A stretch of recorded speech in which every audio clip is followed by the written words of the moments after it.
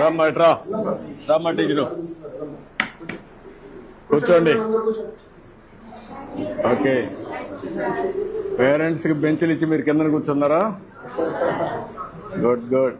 ఏ class అమ్మా మీరంతా? బాగా చదువుతున్నారా? అందరూ ఫస్ట్ క్లాస్ వస్తుందా? చెప్పండి. నేను నిజం చెప్పడం కాదు, మీ నమ్మకం చెప్పండి. ఇంకా 6 నెలలు టైం ఉంది. బాగా చదువుకుంటే బ్రహ్మాండంగా వస్తారు. నమ్మకమేనా? ఏమ్మా టీచర్స్ అంతా పిల్లలంతా మీ పిల్లలేనా? తల్లులంతా కూడా తండ్రులు తక్కువ వచ్చారే, పనికి వెళ్ళిపోయారా? ఎంతమంది తండ్రులు అలా చేలిపైకి ఎత్తండి.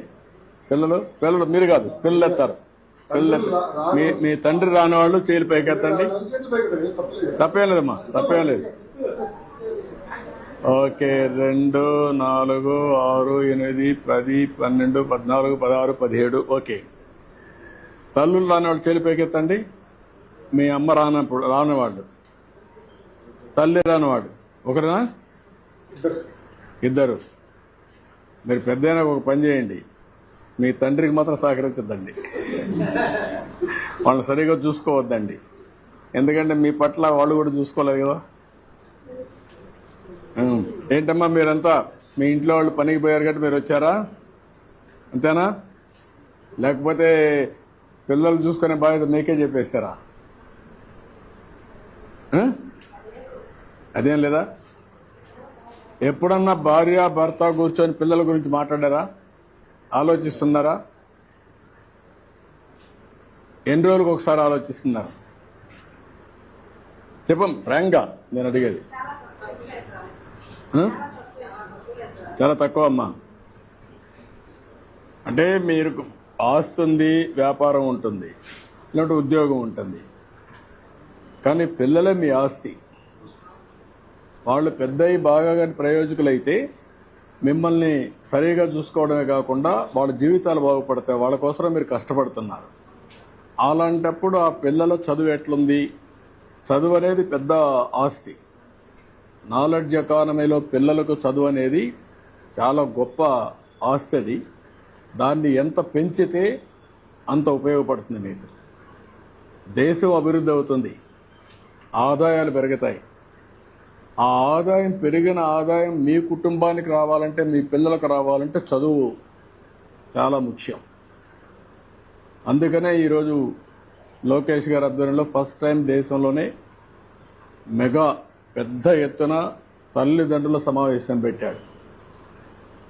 కనీసం మీలో ఒక ఆలోచన విధానాన్ని మార్పు తీసుకురావడానికి, మీ పిల్లల్ని పెంచి పోషించడమే కాకుండా వాళ్ళ మీద ఖర్చు పెట్టడమే కాకుండా ప్రయోజకులు చేయడం మీ బాధ్యత. ఆ ప్రయోజకులు చేయాలంటే బాగా చదివించాలి. ఆ చదివించాలంటే ఈ స్కూల్కి వచ్చినప్పుడు ఏం చేస్తున్నారో కూడా మీకు తెలిస్తే దానివల్ల మీ పిల్లలు కూడా సహకరిస్తారు టీచర్స్కి. వాళ్ళు చిన్నపిల్లలు కాబట్టి వాళ్ళకి తెలియదు. ఇప్పుడు బాగా చదువుకుంటే వాళ్ళ జీవితాలు బాగుపడతాయి. దానికోసం పెట్టాం. సంతోషం, మీ అందరితో మాట్లాడుతున్నాం. ఏమ్మా, మీకు ఇలాంటి సమావేశాలు ఎన్ని రోజులకు ఒకసారి పెడితే బాగుంటుంది? సంవత్సరానికి 2, 3, 4 ఇలాంటి సమావేశాలు పెట్టి మీకు అందరికి ఫోన్లు ఉన్నాయా? ఏదైనా మెసేజ్ పంపిస్తే అందరూ చేరుతుందా? ఏమ్మా పిల్లలు మీరు చెప్పండి, మీ తల్లికి కానీ తండ్రికి కానీ ఫోన్లు ఉన్నాయా? లేవని వాళ్ళు చేలిపైకి ఎత్తండి. అందరికీ ఉన్నాయి. కాబట్టి నేను 30 ఏళ్లకు మునుపు ఆలోచించాను ఫోన్లన్నీ. ఇప్పుడు అందరికీ ఫోన్లు వచ్చేసాయి. ఇప్పుడు ఆ ఫోన్ వచ్చిన తర్వాత ఇప్పుడు నెలవారీగా మీరు పరీక్షలు పెట్టినప్పుడు కానీ మీ పిల్లలు స్కూల్కి రాకపోతే కూడా మీకు పంపిస్తారు. ఈరోజు రాలేదనుకోండి, చెప్పకుండా మీకు మెసేజ్ వచ్చేస్తుంది. మీరు దానిపైన పిల్లల్ని అడగచ్చు. అదే సమయంలో మీరు పరీక్షలు రాస్తానే ఎన్ని మార్కులు వచ్చా కూడా ఇంటికి పంపించేస్తాం.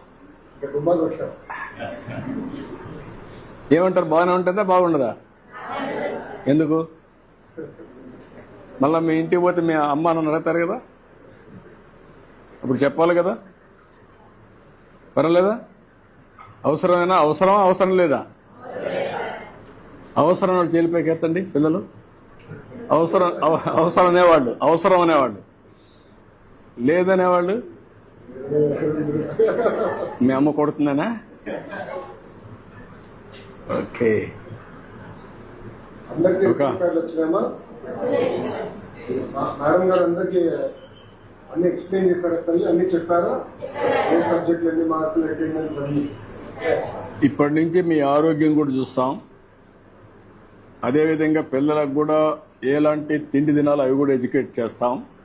పౌష్టికాహారం ఇవన్నీ కూడా, అంటే వ్యక్తిగతంగా పనికొచ్చే పనులన్నీ, వాళ్ళ ఆరోగ్య విషయాలు కూడా ఎప్పటికప్పుడు అనలైజ్ చేసి దానిపైన కూడా వాళ్ళని ఎట్లా బాగు చేయాలి, ఆరోగ్యంగా ఎట్లా పెట్టాలి, చిన్న చిన్న ప్రాబ్లమ్స్ ఉంటే అవన్నీ ఎట్లా అడ్రస్ చేయాలి, అవన్నీ కూడా చేపిస్తాం.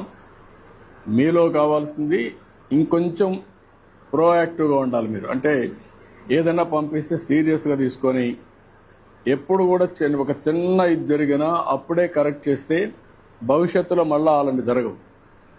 అట్లా కాకుండా మీరు ఫ్రీగా వదిలిపెట్టేశారనుకోండి, పిల్లలకి స్కూల్కి వస్తారు వీళ్ళు, ఎవరో ఒకడు ఉంటాడు చెడు అలవాట్లు నేర్పిస్తాడు, మీకు అవి తెలియదు అనుకోండి, అన్ని చెడిపోయిన తర్వాత మనకు తెలుస్తుంది, అప్పుడు మన చేతుల్లో ఉండదు.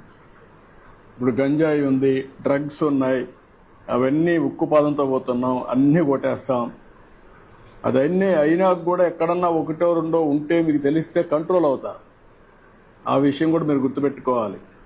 ఇప్పుడు ఏజెన్సీ ఏరియా ఉంది, పాడేరు ఏరియా, అక్కడ గంజాయి పండిస్తారు. అది ఎంత తయారైపోయింది, దేశానికి పంపిస్తున్నారు, ఊరూరికి జరిపోయే పరిస్థితి వచ్చింది. అందువల్ల వచ్చినప్పుడు ఏం చేస్తారు, ఒక్కసారి ఎవరో ఇస్తారు, తీసుకుంటారు, తీసుకుంటే మత్తుగా ఉంటుంది, ఇంకా దానికి అలవాటు అయిపోతారు. అక్కడి నుంచి సమస్యలు వస్తాయి. ఒక స్టేజ్ వచ్చిన తర్వాత మళ్ళా పిల్లలు కూడా మన చేతుల్లో ఉండరు. అంటే ఇవన్నీ ఉన్నాయి. అదే మరి సెల్ ఫోన్లు కూడా ఎక్కువ కూడా వాడకూడదు పిల్లలు. ఎంతవరకు వాడాలనో అంతవరకే వాడాలి తప్ప సెల్ ఫోన్లు ఎక్కువ వాడారనుకోండి, దానివల్ల కూడా లేనిపోని కొత్త కొత్త తప్పుడు ఆలోచనలు వస్తున్నాయి. అవి కూడా కంట్రోల్ చేయాలి. టెక్నాలజీ చాలా ఉపయోగపడుతుంది. ఆ టెక్నాలజీ వల్ల కూడా దుష్పరిణామాలు ఉన్నాయి, చెడు అలవాట్లు వస్తాయి, ఎన్ని వస్తాయి. వీళ్ళ భవిష్యత్తు బాగుండాలి, దానికోసం నేను ఆలోచిస్తున్నా. ఇవన్నీ మీరు కూడా ఏం చేయాలో ఆలోచించండి. మనం మాట్లాడదాం, ఎప్పటికప్పుడు మీతో మాట్లాడతాం. మీకు కూడా ఇన్ఫర్మేషన్ నేను కూడా తెప్పించుకుంటాం, మినిస్టర్ గారు కూడా తెప్పిస్తారు. మీ అభిప్రాయాలు కూడా, మీ అభిప్రాయాల ప్రకారం మీ పిల్లల్ని బాగా చదివించాలనేది మా ఆలోచన, సింపుల్గా. ఓకే, రండి మీటింగ్లు పోదాం. మీరందరూ అక్కడ కూర్చోండి. అక్కడ నుంచి ఫోటో కూడా సార్. రామ్మా, ఇక్కడ ఆ బెంచ్లో కూర్చుంటాం. మీరు నుంచుంటే బాగుంటుంది. లేదు, కూర్చో.